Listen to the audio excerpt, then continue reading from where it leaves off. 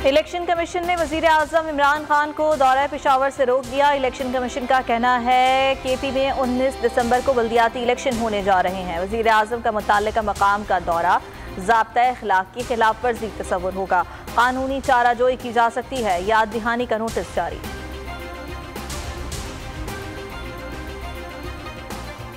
नस्ला tower मामले पर दरमियानी रास्ता निकाला जा सकता था। सुप्रीम कोर्ट के हुक्म के पाबंद हैं वजीर आला सिंध मुराद अली शाह कहते हैं अदालत ने किसी एक शख्स की निशानदही नहीं की।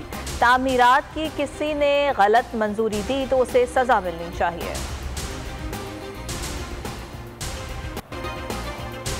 पंजाब की फजाएं आलूदा। लाहौर दुनिया के आलूदा तरीन शहरों में बदस्तूर सरे फहरिस्त। दिल्ली का दूसरा, वुहान का तीसरा नंबर।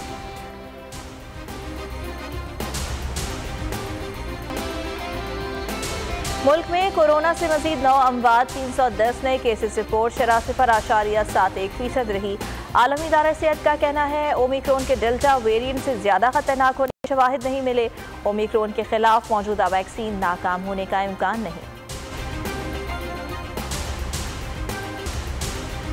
नॉन स्टॉप महंगाई अवाम की जान पर बनाई। दवाओं की कीमतों में 400% तक इजाफे का खदशा। पाकिस्तान फार्मास्यूटिकल मैन्युफैक्चरेशन एसोसिएशन के सदर का कहना है हुकूमत IMF की दवा पर सेल्स टैक्स लगा रही है। खाम माल पर 17% सेल्स टैक्स लगाने से दवाएं महंगी होंगी। 100 रुपए वाली दवा 400 रुपए की हो जाएगी।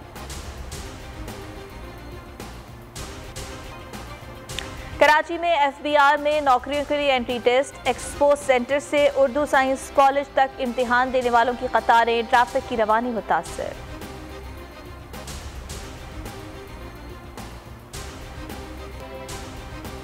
पाकपतन में शादी से इनकार पर सगी बेटी को कत्ल करने वाला बाप गिरफ्तार। मुलजिम से आला कत्ल बरामद। शमशाद अली मकतूला का रिश्ता भतीजे से करना चाहता था। इनकार पर मौत के घाट उतार दिया।